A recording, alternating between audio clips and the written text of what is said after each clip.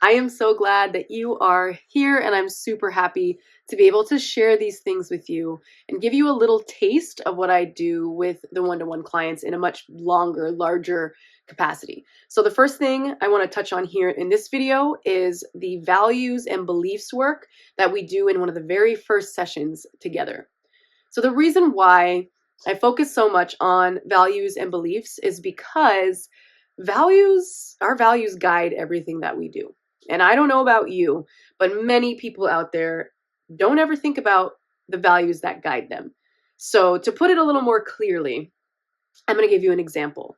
I went to a workshop at a library, or I was leading the workshop on using fragrance as a proxy for positive emotion. So what that means is using fragrance, herbal fragrance, as a means to ground yourself in a positive emotion. And so what we were doing was we were making blends, and then we were doing values work connected to that so that we could become attuned with our personal values and how they guide our lives, and then use this fragrance, which is known to activate the limbic system in the brain, which is where our memory lies, so that we could, whenever we smelled that scent in the future, come back to this grounding moment of being with our values, being with ourselves, being with our bodies, and being with our intentions and our hearts.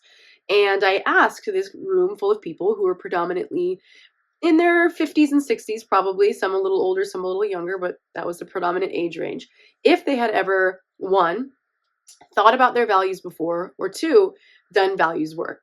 And to be honest, with older people in the room and me being one of the youngest, I assumed that they were all going to raise their hands and say, yeah, I've done that. I've done at least to a degree. Nobody, not a single one out of these 45-ish people raised their hand. And that really said something to me. And so I had already been working with my clients doing values work because I understand the intricate connection between the ways that we react, the ways that we respond to things, and the decisions that we make, and how underneath all of those things, those surface level, outward, external expressions, are these values. Either our value is getting stepped over, our value is getting tested in some way, or something is either aligning with the value or not. That's generally how I see us responding to things. And so that's why we're going to do this work today.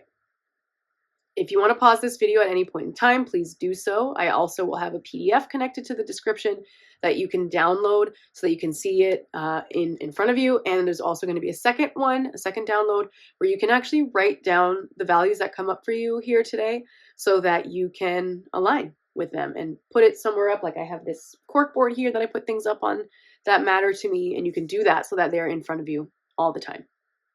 So here we go. Your values. I want you to download the PDF that has a list of values on it.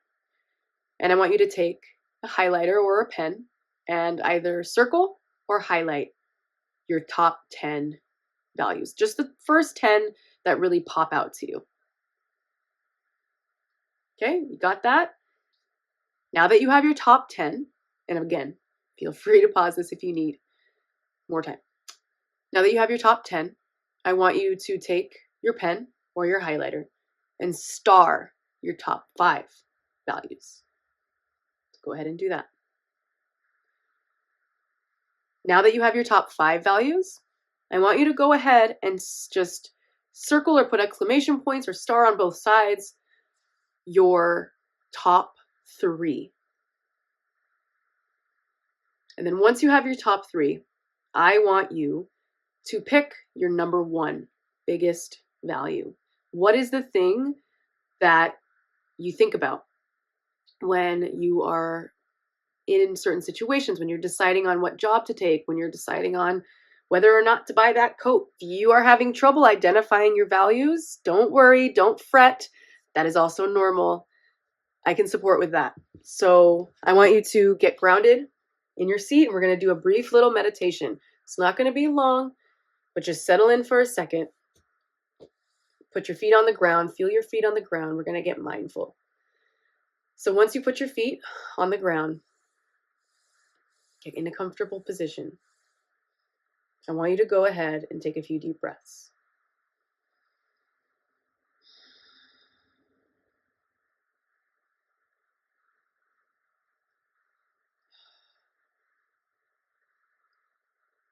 I want you to think about a time where somebody asked you to do something, to be somewhere, to take a position, and you felt a powerful, strong, full-bodied yes. You were like, absolutely, I'll do that. Absolutely, I'll be there. Absolutely, I would love that job. And now think about that feeling in your body that you experienced when you said yes. Where in your body does that feeling live?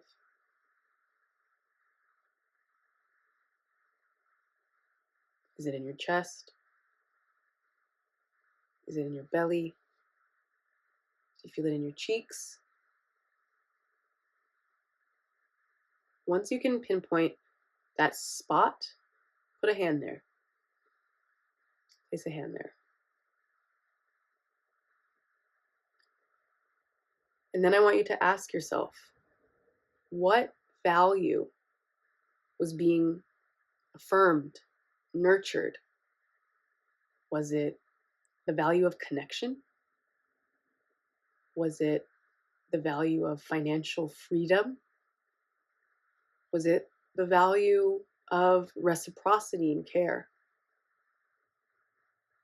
What was the value that was being affirmed where you felt no hesitation to say yes?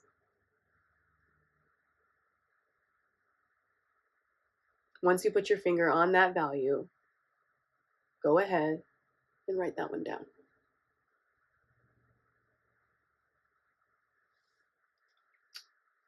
Okay.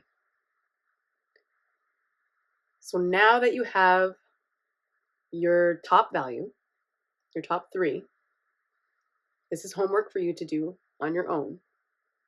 You're going to take those values, give yourself a little time tonight in bed, have a cup of tea, sit by yourself, preferably in a quiet space, and just flesh out those values. Identify why they matter to you so much, and then identify whether or not you are emulating them in your life currently, and why, how, or why not, how not. Just to identify where you're currently at. So if you have the value of health, for instance, and you don't feel like you're currently emulating that, what is in your way? Is it financial resources? Is it your own motivation? What is it? Because with my one-on-one clients, we flush those out and then we identify alternatives and sneaky, fun, creative ways to get around the roadblocks and still emulate our value of health or value of peace in small, teeny tiny, minuscule steps so that you still feel motivated to continue. Because that is the biggest key for sustainability in self-care and in any sort of lifestyle change, is that you're taking enough steps to eventually build mastery. Everything comes down to practice at the end of the day. And if you are not recognizing the tiny moments because maybe it's convoluted and hard to see, then it's really hard to get you where you want to go. And so this can kind of help us bridge that gap just a little bit to create those little stepping stones to go from where you are now to where you want to be in the 3 months that we will spend together if you book with me one-on-one. Okay, so that is values. If you have any questions, please comment, email, DM me on Instagram, whatever you want to do to get in touch with me, and I will do my absolute best to answer with my full heart and my full realm of expertise. All right. Love ya. See you later.